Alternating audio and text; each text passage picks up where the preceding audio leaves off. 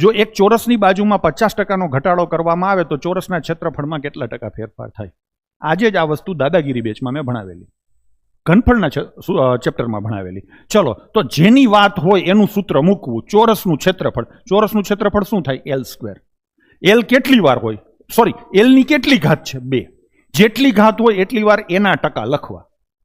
સમજી લેજો, આ દાખલાઓ પેપર સેટરના ફેવરિટ છે.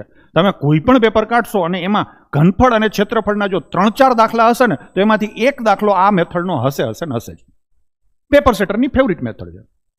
આમાં કન્સિક્યુટિવ ટ્રાન્ઝેક્શન થાય. શું કામ થાય એ દાદાગીરી બેચવાળા બધા છોકરાઓને ખબર હશે. આખી વ્યવસ્થિત થિયરી પાર્ટ મેં સમજાવ્યો છે.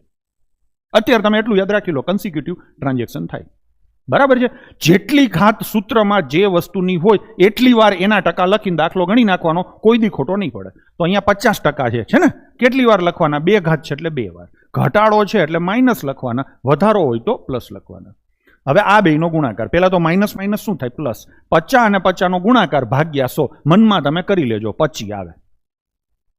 હવે આ સરવાળા બાદબાકી કરો તો જવાબ આવે -75% આવે.